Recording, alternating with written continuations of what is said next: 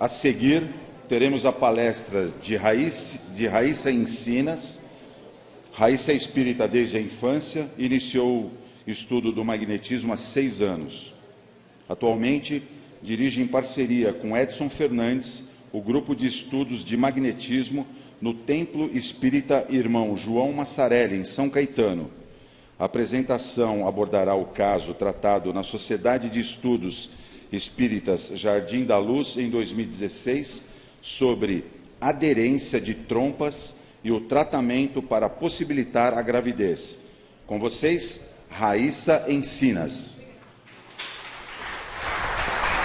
Obrigada. Olá, bom dia. É um prazer estar aqui, gostaria de agradecer a oportunidade.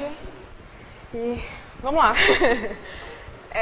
Eu vou começar respondendo a pergunta que já me fizeram ali. Eu tenho 26 anos, estudo magnetismo há 6 anos.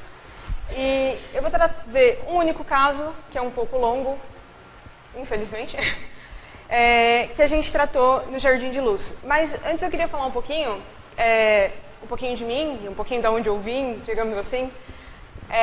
Eu comecei a estudar o magnetismo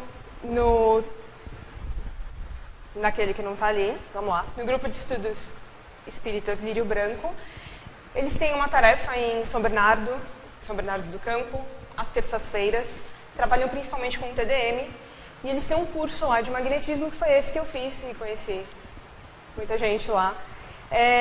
Depois de um tempo que eu já estava trabalhando com magnetismo lá, veio aí uma tentativa da gente levar para a Sociedade de Estudos Espíritas Jardim de Luz, que é onde foi tratado esse caso que eu estou trazendo hoje. Infelizmente, hoje não tem nenhum grupo atuando lá com magnetismo, e eu, hoje, atuo no Templo Espírita Irmão João Massarelli, em parceria com o Edson Fernandes, que está por aí ajudando na organização. A gente aplica o magnetismo às quintas-feiras e tem um grupo de estudo às terças. Sendo que nesse grupo de estudo a gente tem sempre uma turma de básico, que inicia semestralmente, e tem um grupo de estudos continuados, a gente chama, que o pessoal vai estudando os casos que vão aparecendo, as necessidades do grupo. Bom, falando desse caso em específico, lá no Jardim de Luz, eu era dirigente da tarefa, junto com o Vinícius Cabeleira, que hoje estuda magnetismo há uns 5 anos. Nesse tratamento, que era às quintas-feiras, chegou uma assistida pra gente, e a gente costuma falar que tem um magnetizador que acaba adotando aquele caso, se comovendo com aquela história, se apaixonando, e nesse caso foi o Marcelo, que está aí também assistindo, mas acabou sobrando para mim vir aqui falar, ele não quis, então estou aqui. Mas vamos lá. Essa assistida, ela chegou na casa em 12 de novembro de 2015, ela tem hoje 36 anos, e o motivo da vinda dela é que ela tinha uma vontade de engravidar, só que ela tinha alguns problemas prévios de saúde que não estavam permitindo isso. Então, para a gente entender o nosso tratamento, eu vou começar falando desses problemas prévios que começaram em 2012, desculpa. Em 2012, ela fez uma colecistectomia, que é um nome bonito para falar que ela fez a remoção da vesícula biliar, porque ela estava com pedras. É uma cirurgia relativamente comum e relativamente simples, feita por laparoscopia, são aqueles 3 furinhos, em que você corta a vesícula fora, mas todo o resto desse aparelho fica ali. Em 2013, ela engravidou, e quando ela estava grávida de 4 meses, só para a gente ter uma ideia, um bebê de 4 meses tem mais ou menos aquele tamanho. E para a gente ter uma ideia de como isso fica dentro do nosso organismo, um bebê de 9 meses é assim. É isso que ele faz com os órgãos que estão ali dentro, o quanto ele comprime, né? Porque durante essa gravidez, enquanto esse feto crescia, o organismo dela foi se mexendo e eles descobriram uma pedra que sobrou da cirurgia, da colecistectomia. Sobrou uma pedra exatamente no ducto biliar. Conforme ele foi sendo comprimido, aquela pedra começou a se mexer, ela começou a ter dores e teve que fazer uma cirurgia de emergência para retirada. Que aí já não foi uma cirurgia tão simples. Durante essa cirurgia, ela teve injúria do ducto biliar, isso quer dizer que eles não conseguiram fechar completamente esse ducto biliar, e ele ficou soltando bile dentro do organismo dela. Isso costuma gerar infecção generalizada. Tá? E foi exatamente o que aconteceu. Ela teve uma infecção, teve que fazer várias laparotomias, que é quando colocam drenos, para ir tirando essa infecção, e com isso ela perdeu o bebê. Nessa época ela estava com 5 meses de gravidez, e aí ela teve que fazer uma curetagem para remoção de tudo. Com essa infecção ela ficou 8 meses entre UTI e hospital. Ela fez muitas cirurgias, removeu uma parte do intestino, colocou um catéter duplo J nos rins, que é um catéter que vai levar a urina do rim para a bexiga. Por quê? Por causa das muitas cirurgias, por causa da infecção generalizada muito longa, ela teve aderência dos rins, então a urina não passava mais. Ela teve aderência também no intestino, por isso ela fez uma remoção de uma parte dele. E ela teve uma aderência do ducto biliar, que ela fez uma nova laparotomia. Mas isso tudo aconteceu em 2013. Quando ela veio em 2015, ela já estava tentando engravidar, fazia algum tempo, se eu não me engano, em torno de 8 meses. Ela não tinha conseguido, foi aos médicos, fez alguns exames, e eles disseram o seguinte, que o maior problema dela era hormonal. Então ela começou uma terapia hormonal. Para a gente entender o que é essa terapia hormonal, a gente tem dentro do nosso óvulo, que está representado ali por aquela massa azul, um monte de ovócitos, um monte de folículos que vão se transformar em ovócitos e vão se transformar em óvulos. Para isso, a gente precisa de uma sequência de hormônios que tem que ser liberados na época certa e que vão gerar o nosso ciclo menstrual e a possível fecundação. O que eles achavam? Que como isso não estava funcionando bem, dando esses hormônios, ia regular, ela ia conseguir ovular e ia conseguir engravidar naturalmente. Quando ela chegou, era isso que a gente sabia. Então, a gente iniciou o tratamento dela, primeiro buscando fazer uma harmonização mesmo, e aí com o tato a gente foi percebendo que tinha muitos pontos em desarmonia, principalmente toda essa região abdominal, talvez por todas as cirurgias que ela fez, né? E o hipotálamo e o esplênico também tinham desarmonias muito fortes. Então a gente começou tratando essas desarmonias e focamos principalmente na região abdominal, alternando concentrados e dispersivos para fazer a reconstituição tanto fluídica quanto a reconstituição física. Também porque a gente partiu do princípio que os médicos já estavam mexendo nos hormônios.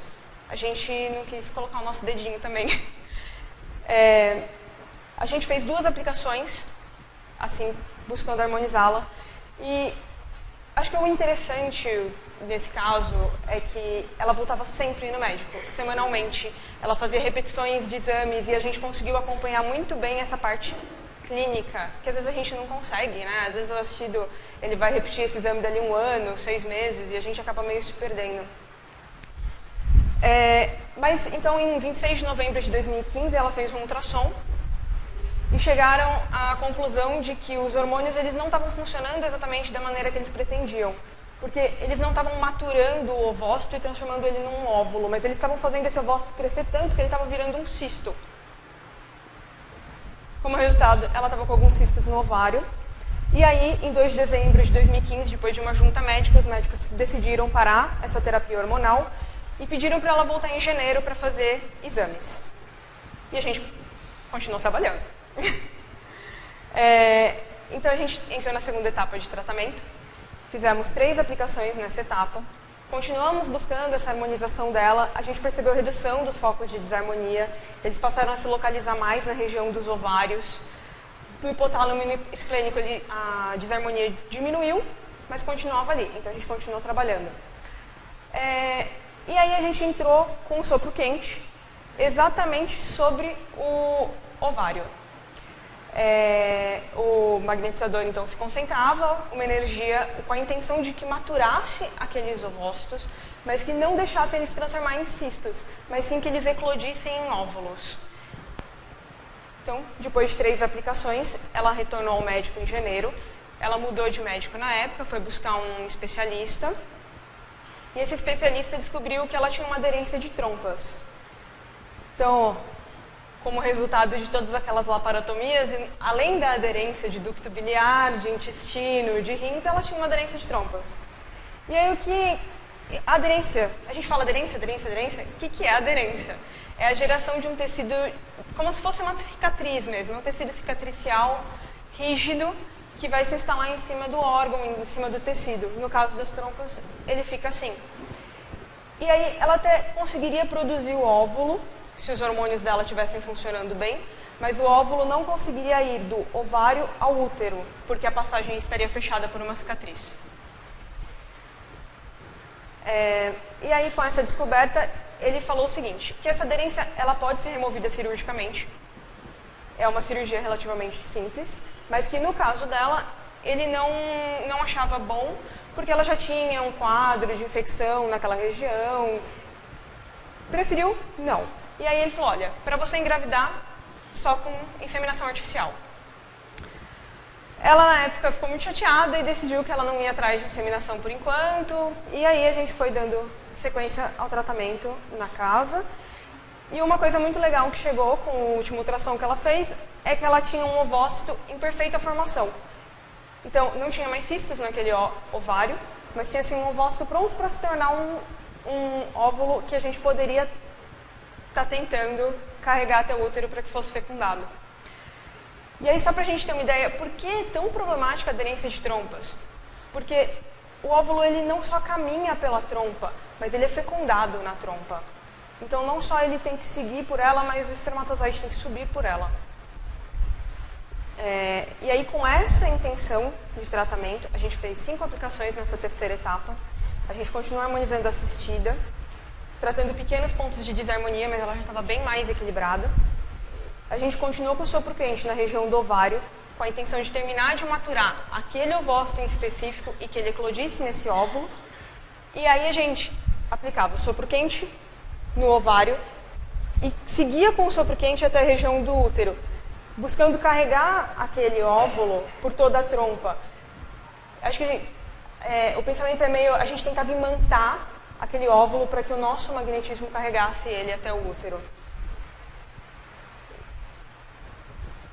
E aí a gente teve um resultado muito bom, que foi que ela teve uma gravidez natural, que teve início em fevereiro. E ela descobriu em março, em alguns exames. A gente acompanhou toda essa gravidez, então a gravidez dela foi de fevereiro a setembro, e a gente acompanhou todo o processo. Ela teve algumas, não complicações, mas alguns sintomas. Então teve pressão alta, tinha muito intestino preso, principalmente porque ela teve um pedaço retirado, né?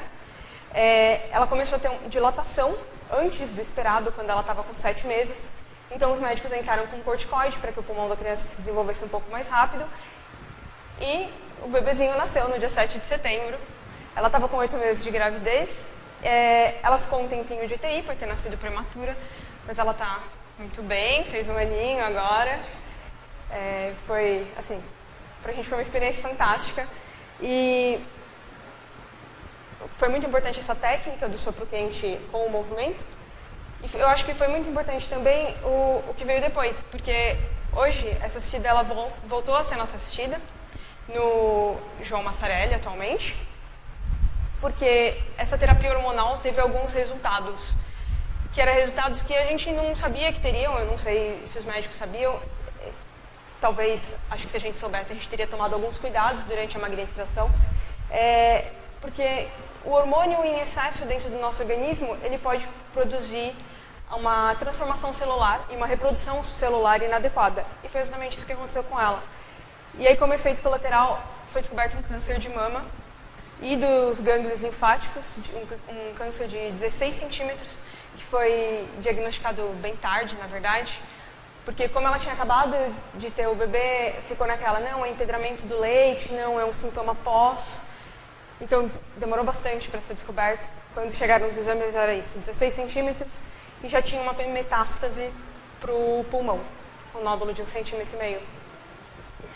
Então, do ponto de vista do magnetismo, a gente poderia, talvez, cuidado dela nesse sentido hormonal que a gente acabou achando que os médicos estavam atuando, né? Mas a gente tem feito o acompanhamento dela, tem feito tratamento, ela está fazendo quimioterapia, atualmente entrou na quimioterapia vermelha, mas a gente teve alguns resultados na época que eu mandei esse slide, que foi pós-quimioterapia branca. Então ela fez 12 sessões de quimioterapia branca, vai fazer mais 4 sessões de quimioterapia vermelha e vai fazer provavelmente uma cirurgia. A princípio, o que os médicos falaram? Que por ser um câncer que obviamente foi causado por um problema hormonal, eles teriam que fazer a remoção das 2 mamas, dos 2 ovários e do útero, porque tem muita chance de metástase, exatamente por ser hormonal, né? Ela fez vários exames genéticos, fez todo o acompanhamento médico, a gente começou a atuar principalmente com sopro quente. Como ela entrou com uma quimioterapia forte, tanto para o pulmão quanto para a mama, a gente entrou com um trabalho para reconstituir o sistema imunológico através da glândula timo, através dos ossos esponjosos, produzindo mais células para o sistema imunológico. E a gente comemorava toda semana com ela, porque ela chegava e contava para a gente que o sistema imunológico não estava caindo. Então, como ela fazia semanalmente a quimioterapia branca e fazia semanalmente os exames de sistema imunológico, o médico falava, não, seu sistema imunológico está como se você não estivesse fazendo quimioterapia. Então, era muito bom. E aí, depois desses 3 meses de tratamento, que era o atualmente aqui, veio o resultado dos primeiros exames de imagem. Então, o câncer de mama reduziu de 16 para 5 centímetros, que era uma coisa que os médicos não esperavam, porque teoricamente a quimioterapia branca seria para controlar o desenvolvimento e não para causar redução. Mas o nódulo não só diminuiu para 5 centímetros, como sumiu dos gânglios linfáticos da axila e perto da mama. O câncer ele tem agora só 5 centímetros e ele está completamente solto na mama, o que possibilita uma cirurgia muito mais fácil. Com isso, os médicos desistiram de fazer a retirada do útero e dos 2 ovários. Pensaram, na verdade, em retirar somente uma mama, ainda estão avaliando, está sendo feita uma junta médica. E a metástase para o pulmão, no exame de imagem, eles não encontraram mais o nódulo. Eles iam repetir os exames e decidir, porque a princípio eles queriam pelo menos uma biópsia, mas eles não sabem bem de onde eles vão fazer essa biópsia ainda. Bom, era esse caso que eu queria trazer para vocês. Eu acho que dentro do magnetismo, até meio endossando umas coisas que o Gilson falou, às vezes a gente não sabe por que usar uma técnica, e às vezes a gente fica com receio de usar uma técnica que a gente não usou. E a nossa experiência tem sido que quando a gente usa técnicas diferentes, a gente tem resultados fantásticos. Então a gente vai e pesquisa essa técnica e começa a testar, e foi esse o caso dela. Quando a gente fez esse sopro quente com o movimento, foi esse o caso dela, quando a gente começou a trabalhar o sistema imunológico, em casos que a gente tinha visto para tratamento de leucemia, na verdade, do vórtice, e não para tratamento de câncer. Então, era isso que eu queria trazer. Obrigada. Eu vou deixar o meu e-mail, qualquer coisa eu estou à disposição. E vocês são todos muito bem-vindos para conhecer a nossa tarefa no Massarelli. Obrigada, gente.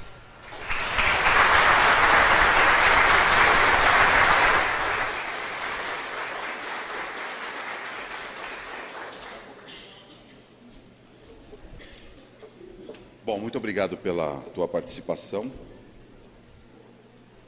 Isso aqui é uma... Essa aqui é a lembrancinha do Manuel Bem, do pessoal da organização. Legal, obrigada. Valeu.